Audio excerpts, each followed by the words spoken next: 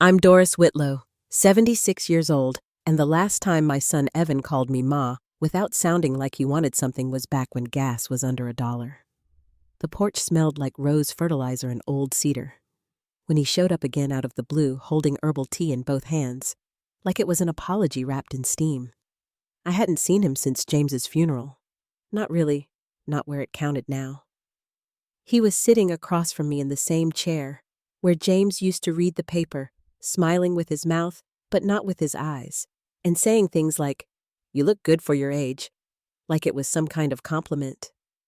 The teacup never reached my lips, but I thanked him anyway. Before I go any further, let me know where you're listening from in the comments, and tap that like button if you've ever had to smile through something that didn't sit right in your gut.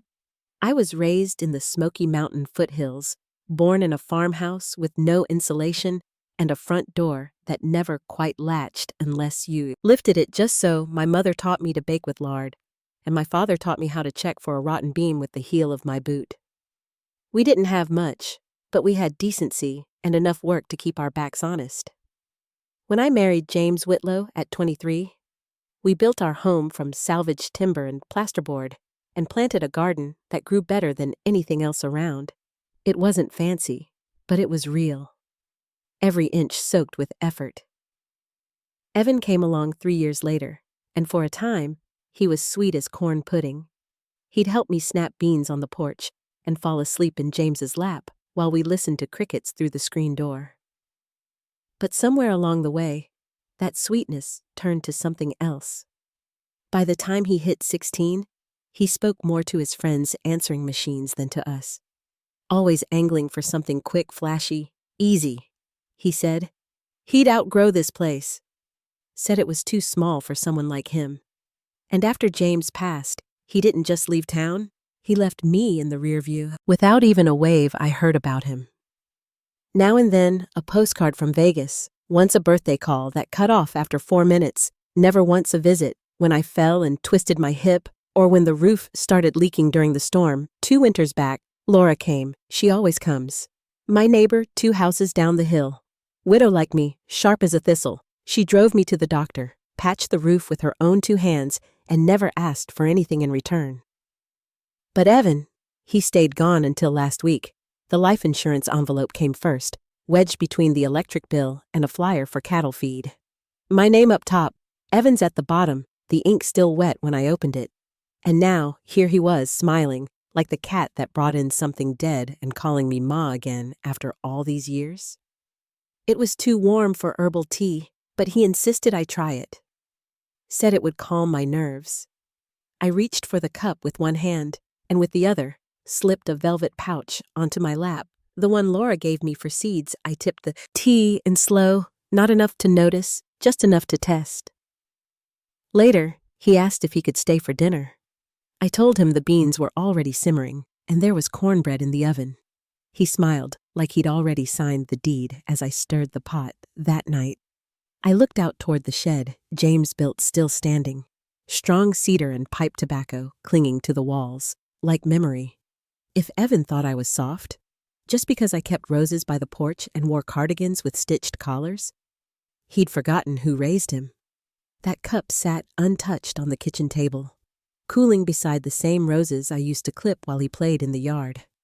The seed pouch was tucked safe in my apron pocket. I'd take it to Laura in the morning. She'd know what to do with it. But tonight, I'd let Evan think he was winning, because he may have forgotten this house, but my roots are still here. And sweetheart, they run deep. The tea jar sat sealed on my kitchen counter, labeled like a jar of blackberry preserves. I wrote one word on the masking tape across the glass. Suspicious. Just that. Enough for Laura to know what to look for. By morning, the mist had settled low over the hills. I stepped into the garden barefoot, let the cold dew soak through my arches as I checked on the rose bushes. I could still smell the cedar from the shed James built all those years ago. I let my fingers trail through the damp soil and tried not to think too hard. Not about the tea, not about Evan's voice calling me Ma like it meant something. But the envelope still sat on the counter too, the one with my name printed clean and official. and his listed as the beneficiary, the ink barely dry. It had been years since he held my elbow at James's funeral. Even then, it felt like a performance. 1 week after we buried James, Evan disappeared. No call, no visit, no check-in when I had my hip replaced. Not even a birthday card. And then last week he called, just out of nowhere. Said he missed me. Said he'd been thinking. I told myself maybe grief had softened him. Maybe it took time. But deep down, I knew better. Laura didn't say much when I showed up on her porch with the tea jar in hand. Just wiped her hands on her apron and opened the door. "Come in," she said. Her kitchen smelled like cloves and Murphy's oil. Same lace curtains she's had since '89. I handed her the jar. My hands were steady, but I could feel the cold in my wrists. "He brought me this," I said. "Didn't drink it." She held it to the light. "Looks harmless." "So does he," I said. She didn't smile. Just set the jar on the counter, pulled out her testing kit from under the bread box, and went to work like she already knew what she'd find. Years of nursing hadn't dulled her. She never did trust Evan even back when he was in high school with a fresh license and a sharper tongue than sense. After a few minutes, she looked up. "Sedatives," she said. "Low dose, but enough to keep you tired. Confused. Passive." I didn't say anything right away. Just looked at my palms, dirt still crusted in the lines. James used to call them honest hands. "Could be prescription," she added. "Could be imported, but it ain't chamomile." I nodded. "It's a setup," I said. "He's trying to make me look like I can't care for myself, so he can step in. Take over." Laura reached across the table and squeezed my hand. "You're not alone." She walked to the freezer, tucked the jar behind a pork roast, and closed the door. "We'll get this to someone official," she said. "But first, you keep playing nice. Let him think it's working." I drove home with a slice of lemon pound cake on the seat beside me wrapped in wax paper. The porch light flicked on just as I pulled in. Evan's rental car was still there, parked close, like he'd claimed the gravel as his own. Inside the living room looked the same. James's chair, empty, the floorboards clean, but I felt different. I wasn't rattled. I wasn't scared. I brewed my own tea, real chamomile this time, and sat by the window while the rain came in slow. Tomorrow, I'd call him. I'd thank him for the tea. I'd tell him it helped. Because Evan thought he was hunting something weak in these woods. What he didn't know was this forest still belongs to me. The next morning, I picked up the phone and called him right around 10 hours. That used to be our old check-in time back when he still answered. "Hi, sweetheart," I said, soft as Sunday pie. "That tea helped me sleep like a baby." There was a pause on the line. "Told you it would help," he said, syrup thick. "I've been thinking," I said, winding the cord around my finger. "Maybe I do need some help around here." I could hear him smile. "I'd love to stay a while, Ma. You shouldn't be alone out there." "Maybe this weekend," I said. "We could go over some papers, the important ones." "Oh, absolutely," he said too quick. "I'll bring everything we need." I walked out onto the porch and sat in the swing with my cup of mint tea. Wind moved through the trees like it had something to say. That's when I saw him across the road in his rental windows, down pretending to scroll through his phone. He hadn't left. He was still here, watching, waiting. I didn't flinch, just rocked gently and let him think I hadn't noticed. That night, I dug out James's old ledger. I added a new entry under April he never left. Because it wasn't just about the money anymore. Evan wanted the story to look clean. A good son helping his frail mother. No mess, no suspicion. But what he didn't count on was how carefully I take notes. After supper, I found James's old tape recorder in the attic. Still worked. still sharp. I cleaned it, loaded fresh batteries, and slid it into the cardigan I wear around the house. Just a test run, I told myself. Just practice. Because this time, I wasn't going to be confused. I wasn't going to be caught off guard. Evan thought I was some pinch-and-check pushover with a knitting habit. But what I am is a botanist, a widow, and a mother who still knows how to keep records. The next day, while he stepped out for what he called some fresh air, I checked his laptop. Password was still Whitlow990. The screen opened right to his email. He'd been writing someone named DK Fax. That same name showed up in the phone logs. I read the last few messages slowly. She's alone. No support system. I'm easing her into it. Sedative worked. Soon she'll sign. There were more. Talk of power of attorney. Talk of the land's value $600,000, maybe more with the timber rights. I hit print. Every email, every attachment. Slid them into a folder labeled Tax Returns 2008. One of Laura's old flower clips held them together. She'd appreciate the irony. Then I made another call. I've got a number, I told her. He's been using my landline, calling someone out west. Area code 3005. Come by in the morning, she said. I'll look into it. That night, I found myself back in the kitchen, boiling water for another cup of tea. I looked at my reflection in the kettle. I looked tired. Not weak, just weathered like bark in winter. I remembered when Evan used to make bubble beards in the dishwater and call himself Captain Soapbeard. I used to laugh until I cried. Now here I was, scrubbing away his fingerprints from the drawer handles and wondering if my own son was trying to write me off like an overdue bill. In his old bedroom now, my sewing room, I found his laptop still open. Same emails, same tone. Cold, practical, like I was an object to be processed.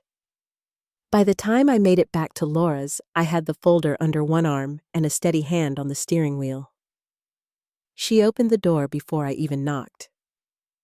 You bring the goods? She asked. I handed her the folder. She laid the pages out on her dining room table. Her reading glasses slipped down her nose as she read. With every line, her mouth tightened. I'd arrest him myself if I still had the badge, she muttered. She made a call that night. Quiet. Direct. It's happening again, she told someone on the other end. But this time, it's someone I love. The next morning, she gave me tea, real tea, and sat with me on her porch. I could smell jasmine and wood smoke drifting through the screen. Evan had written, "She has no support system. That boy forgot who raised me. Forgot how many people know my number. How many hands would rise if I needed help." That night, I checked the recorder in the hallway. Still blinking red. I played it back. Heard Evan say he'd bring the documents from K-Fax. Heard his voice smooth, casual, confident. I tucked the recorder into James's old shaving kit next to the straight razor he hadn't used in years. Then I wrote one more line in my journal. He thinks I've gone soft. He doesn't see the flint beneath the moss. Evan showed up on Friday with a suitcase that looked like it hadn't been zipped all the way, like he was in a rush or too confident to care. He brought peach cobbler from town and offered to carry in groceries I didn't ask for. I met him on the porch with a smile and a hand towel still tucked in my apron, told him supper would be ready soon. He kissed my cheek and said the house smelled like home. I nodded, like the words meant something. That night, I set the table the same way I always did, linen napkins, folded twice, the good silver laid beside James's plate, just for symmetry. Evan sat across from me, talking more than he had in years, asking about the garden and the neighbors and what kind of help I needed around the place. I let my hand tremble when I reached for the salt. I told him the stairs were harder these days, the mornings longer.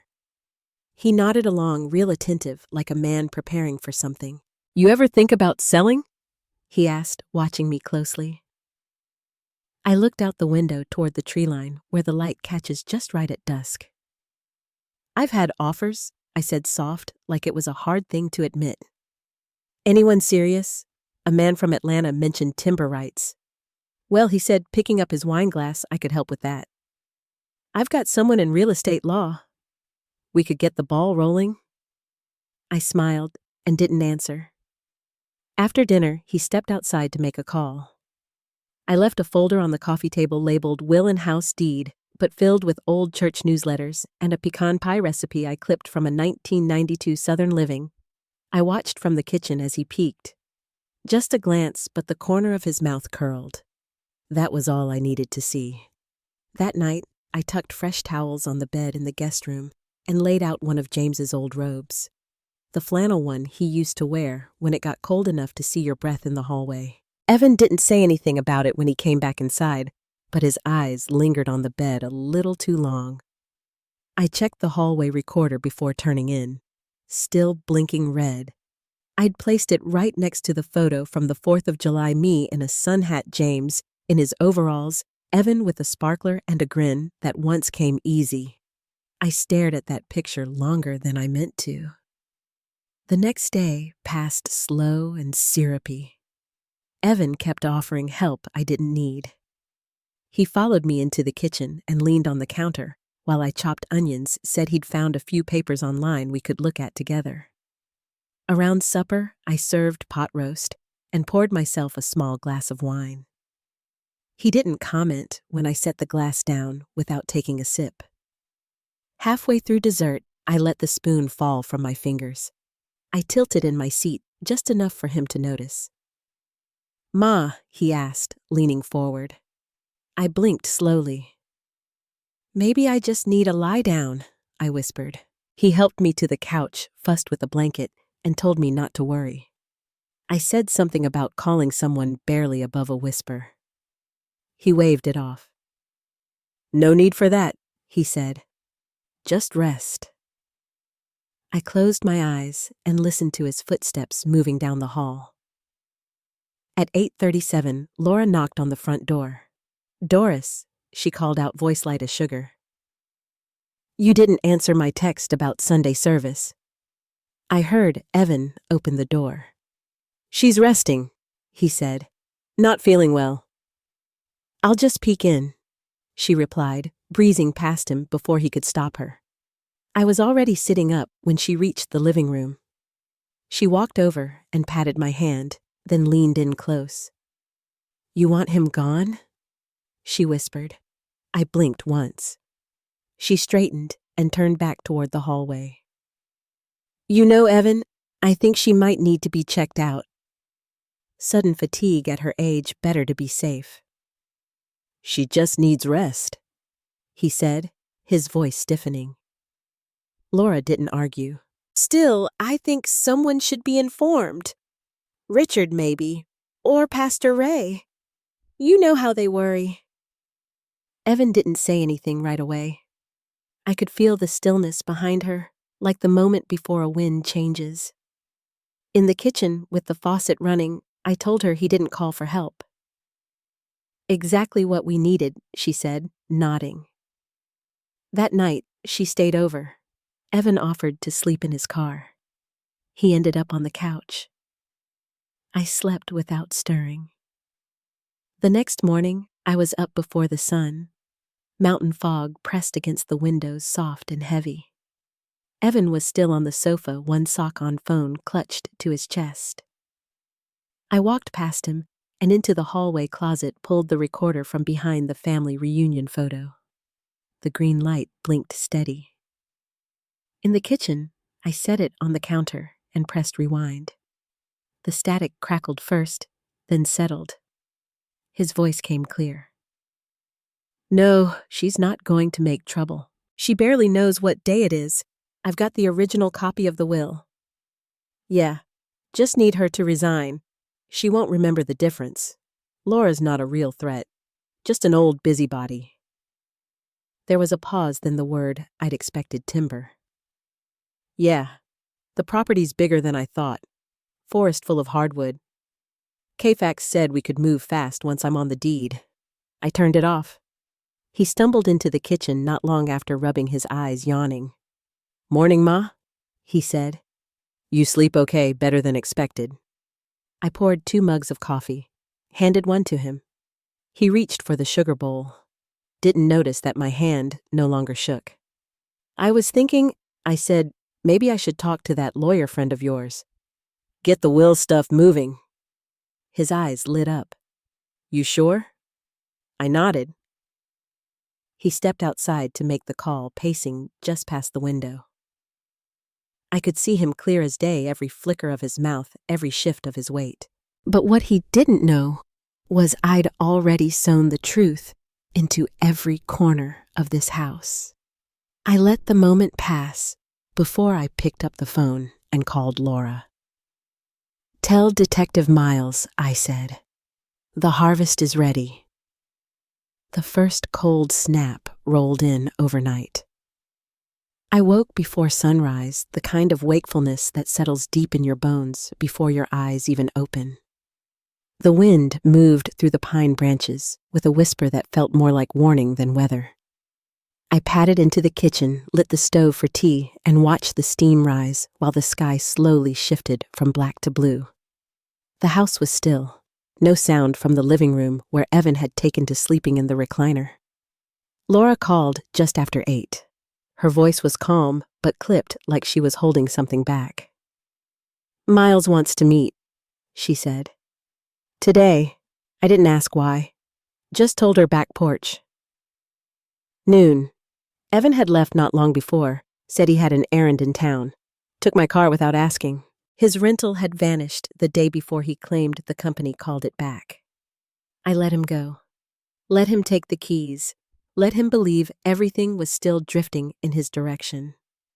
Detective Miles stepped onto my porch a little after noon, coat, button-tight boots still damp with gravel dust.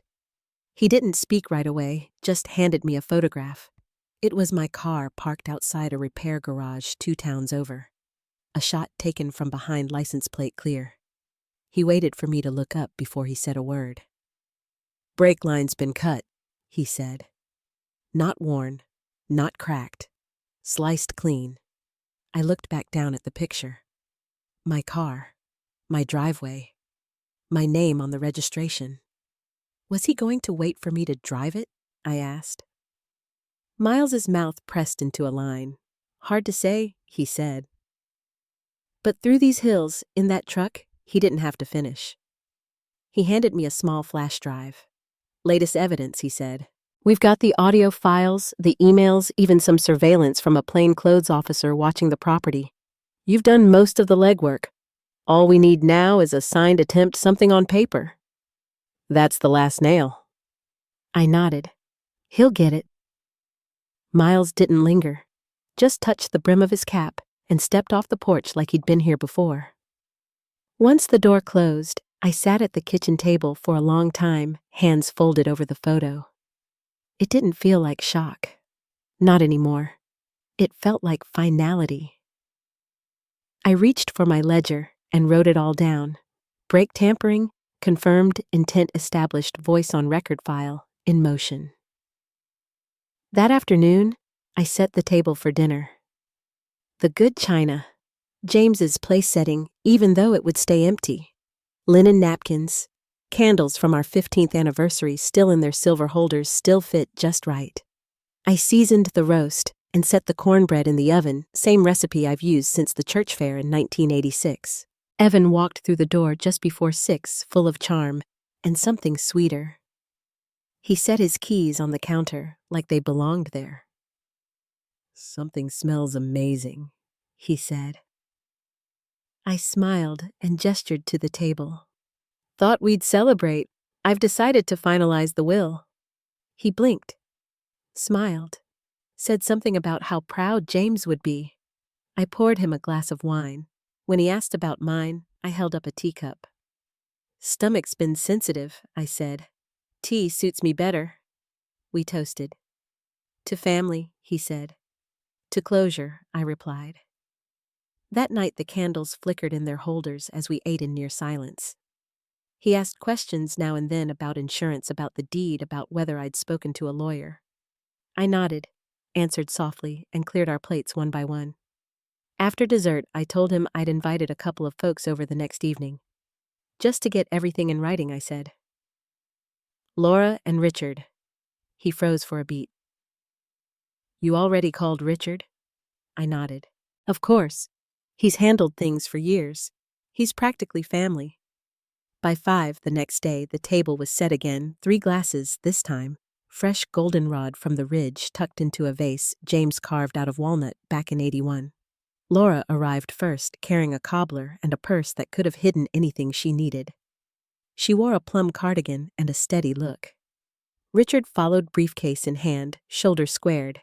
Evan greeted them both with that same practiced grin. So glad Ma is finally getting her affairs in order, he said. We sat. We ate. I even let Evan carve the roast again.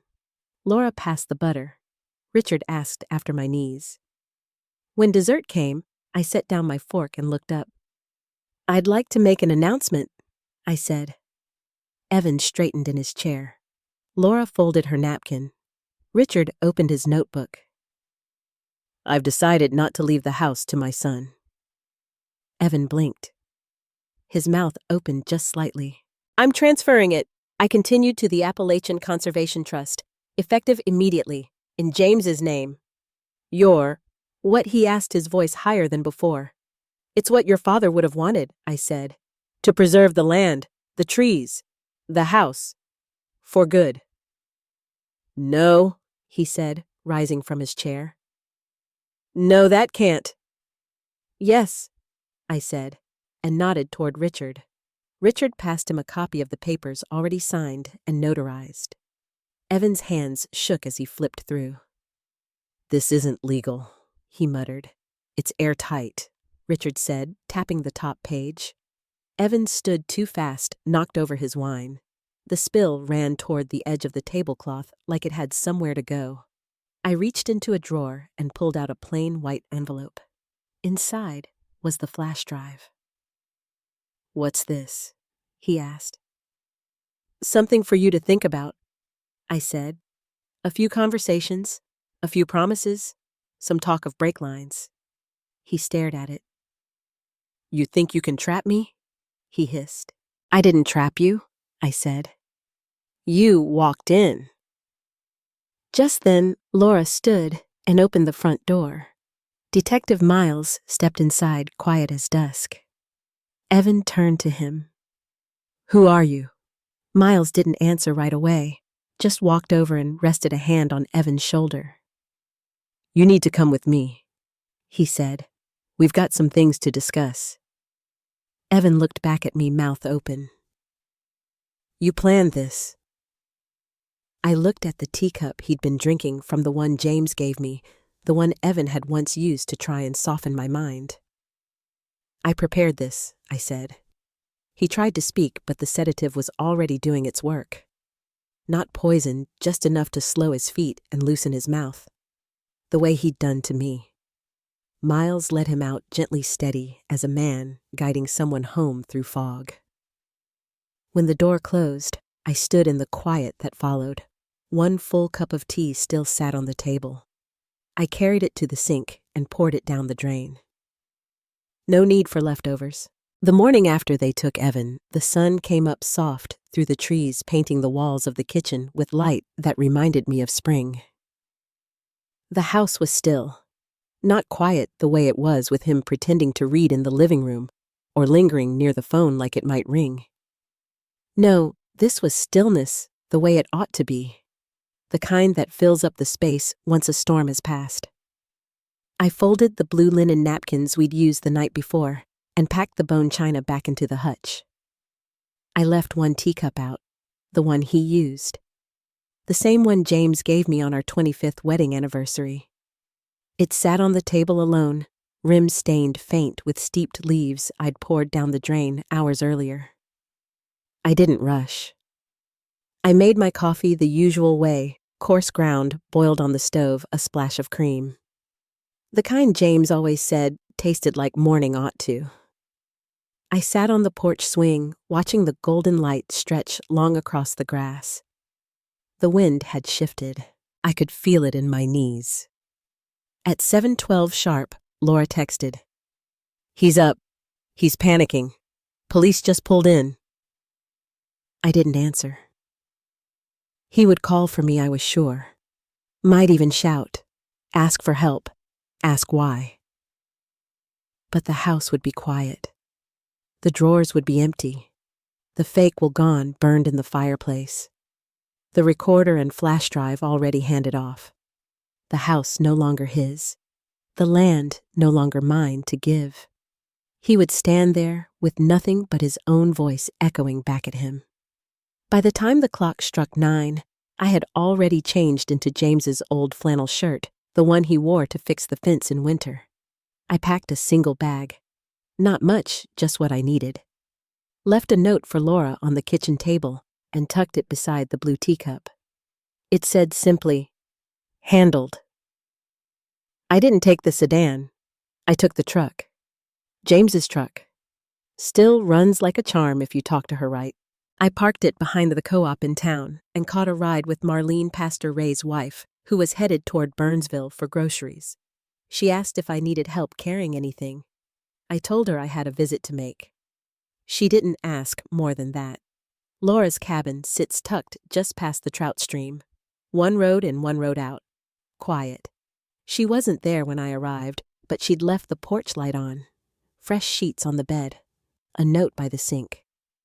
Rest. He's handled. So I did. That night, I cooked a small skillet of eggs and tomatoes the way James liked them on cold mornings. I ate alone. No TV, no music. Just the sound of pine needles brushing against the roof and the stove clicking as it cooled. It wasn't joy, not quite. It was something steadier. The next morning, I woke up with the kind of ache that settles in, slow like memory. I washed the dishes, took my time with the cast iron pan, dried it by hand, sat back down on the porch and watched the ridgeline bloom gold in the rising sun. The house back home was no longer mine to protect, but it wasn't his to take either. And that mattered. Later that day, I drove back down to town. I didn't go to the house. I didn't need to. I stopped by Laura's instead. She poured coffee and handed me a manila envelope. Inside were transcripts, full copies of Evan's calls, printed emails, notes from Detective Miles. The recording was there too. Labeled, dated, sealed. I slid it back into the envelope and passed it right back across the table. Laura looked up. "Want to hear what they charged him with?" I nodded. Fraud. Attempted elder exploitation. Tampering with the vehicle. Possible conspiracy to defraud a protected property. She sipped her tea. He tried to say it was all miscommunication, she added. That you misunderstood. I didn't reply. She reached across and rested her hand on mine. "He's not getting out of this, Doris. Not this time." The wind picked up, rustled the curtain just enough to make it breathe. We didn't speak for a while. Later, I walked to the edge of her yard and stared down the dirt path that curved back toward town. The gravel was pale soft underfoot, like it had been poured just yesterday. I didn't see a car, didn't hear one, and I didn't need to. Some things don't require witnessing. The strength of it isn't in what you see, it's in what you choose not to return to. The clouds hung low over the trees the day I returned home. Laura's cabin had been quiet, and the quiet had done what it needed to. I pulled James's truck up the driveway just as the wind shifted west. The porch light blinked on as I stepped onto the steps even though it was barely past noon. The key turned the way it always had. Same hollow clunk, same scent of wood polish and rose soap when I stepped inside. Everything was in its place. Evan's bag still by the door, the dishes washed and stacked. The tablecloth folded just so. He hadn't packed a thing. Probably thought he'd be staying longer. Probably thought he'd come back to find something waiting. I moved through the house slowly. I opened every drawer, checked every envelope, every cabinet. Nothing out of place. I turned on the kettle and opened the fridge. Leftover roast from the night of the announcement. I wrapped it in foil and carried it out to the bin. Some things don't need reheating. Later that afternoon, I called Richard, told him I'd be ready the next morning. He asked if I wanted him to come by the house again. I told him no. This time, I'd come to him. That night, I polished the silver until it gleamed. James's plate too, even though I wouldn't set it.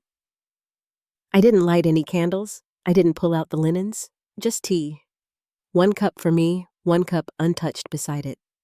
I sat in the quiet and let the clock tick. At dawn, I changed into a navy blouse, soft cotton slacks, and the cardigan James always said brought out the gray in my hair. I packed a folder under my arm, one with every document I needed signed and sealed. I left the porch light off. Laura met me outside Richard's office around 9. She wore her Sunday best and carried the cobbler dish she'd left at my place days earlier. Said it was just habit. Inside, Richard had everything laid out. Final transfer to the Conservation Trust. Updates to my estate.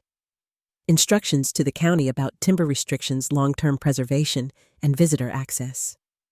"It's done," he said after the last signature. "Nobody can touch it now." We didn't linger. Back at the house, I made lunch. Sliced apple-sharp cheddar, a slice of cornbread. Simple, but it tasted like something final. I cleaned the counters, set the tea kettle back in its place, and placed a new label on the last jar in the pantry.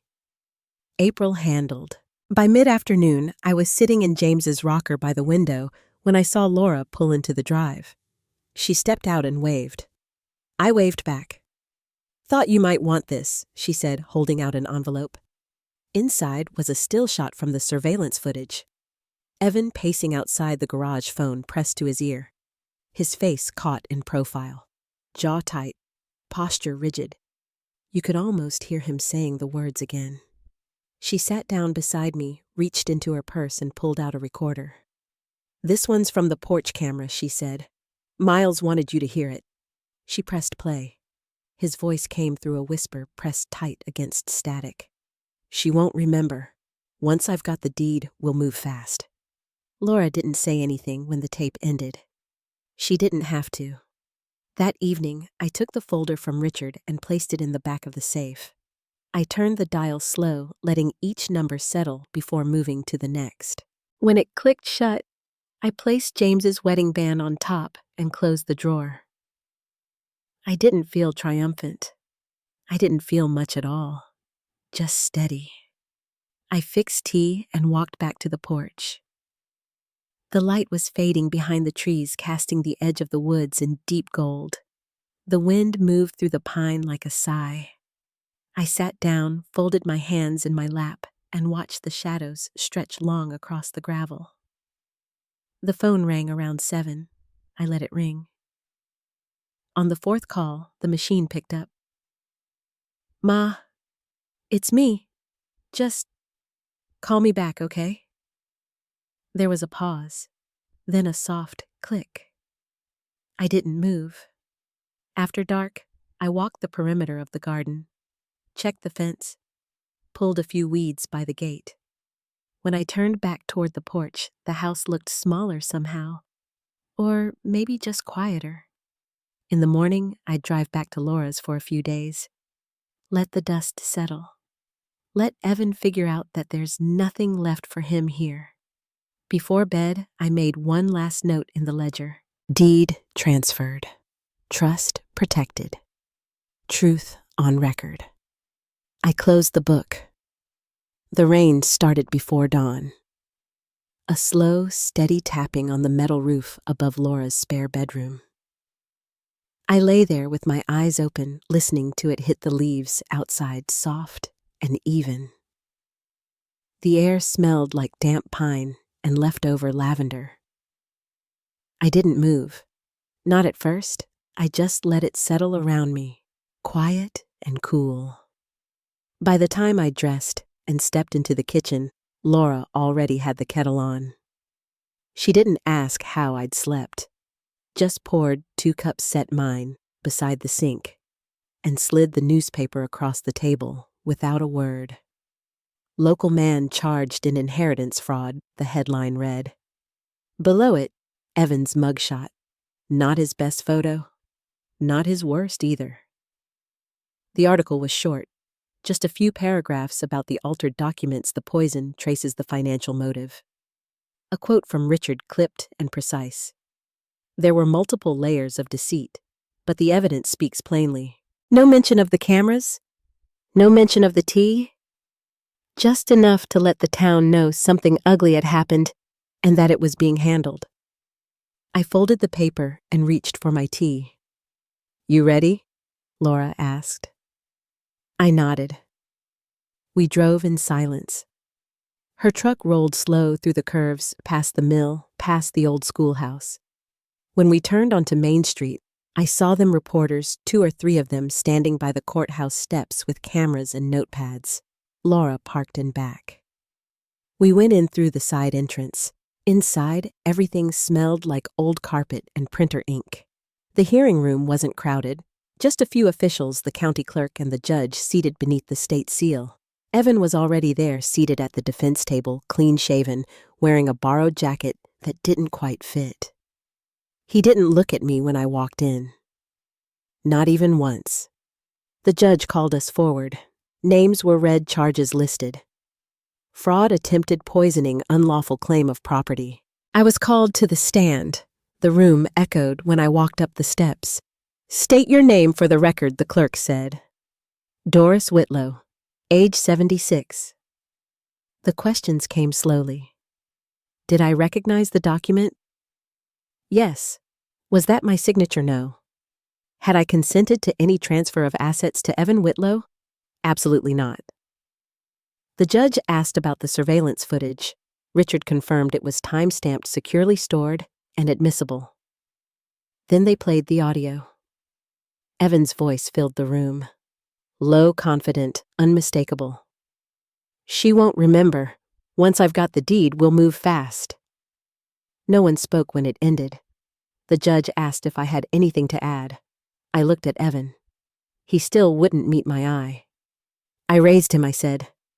I taught him how to walk, how to write his name, how to till soil without breaking the blade. But I never taught him how to steal. There was a long pause before the judge spoke again. Thank you, Ms. Whitlow. You may step down. I returned to my seat. Laura reached for my hand and held it, her fingers cool and steady. When it was Evan's turn to speak, he stood without looking up. It was a mistake, he said. I thought she was getting old. I didn't think she'd notice. The judge leaned forward. That's not a defense. That's a confession. His bail was revoked. He'd remain in custody until sentencing. When the gavel fell, I felt something loosen in my chest. Not relief. Not yet. But something close. Outside, the rain had stopped. The sun broke through thin clouds and lit the street in patches. Laura and I walked back to the truck slowly. The air smelled like wet pavement and morning grass. Back at the house, I stood on the porch and looked out at the hills. The land was still mine, not just by law, but in spirit.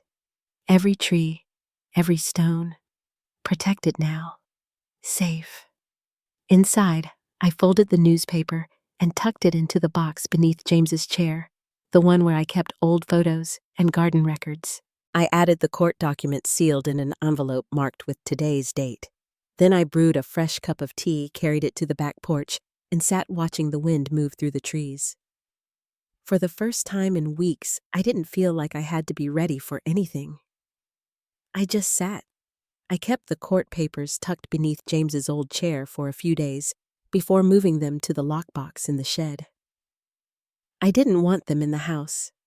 Not out of fear, just peace. I'd already carried enough grief and betrayal under this roof. The land didn't deserve to bear more of it. Laura came by most evenings that week, always bringing something warm. Soup, biscuits. One night, it was a peach cobbler she said had come out too dark, but tasted just right. We didn't talk about Evan unless we had to. She gave me space, and I gave her quiet thanks in the way I knew how, by slicing her apples thin, by leaving her favorite mug out, by making the kitchen smell like cinnamon again. Richard stopped by once just to drop off copies of the final reports. He didn't stay long. Said he had a feeling things were already where they needed to be. And Evan? I don't know what he thinks about now, sitting in that small concrete cell with a broken view of the parking lot. Maybe he still blames me. Maybe he doesn't think at all. But I do know this, he's no longer on my land. He no longer holds the keys to anything that matters. A week after the hearing, I walked the back property line alone. The grass was high in some places, the kind that shimmers silver when the sun hits it. I touched the old cedar post where James carved our initials back in '68. The bark had grown up around it, some softening the letters, but they were still there. Just enough to remember. The wind was gentle that day. No storm clouds, no warnings. Just the sound of birds moving between the trees and the hum of something quiet and alive. I used to think safety came from locks on doors, names on deeds, numbers in a bank account. But now, standing out there with nothing in my hands but sunlight and time, I understood it differently. Safety is knowing you were right to stand your ground. It's not about winning, not really. It's about returning to yourself after someone tried to erase you and finding you're still there. I thought of all the times I'd kept my head down, all the kindnesses I'd offered in silence. I don't regret them. I won't ever regret being decent, but I also won't ever let that be mistaken for weakness again. The porch light came on just as the sun dipped behind the ridge. I headed home, slow and steady boots brushing through the grass. Before I went inside, I paused, looked out over the land once more, and let the dusk settle around me. This place raised me, and I'm still here. If you've ever had to reclaim something that was always yours, your name, your peace, your dignity, then you already understand. And if this story found you at the right time, I hope it reminded you that quiet strength is still strength. Thanks for listening. I'd love to hear where you're tuning in from, or what this story brought up for you. Feel free to share. And if you'd like more stories like this, you're welcome to stick around.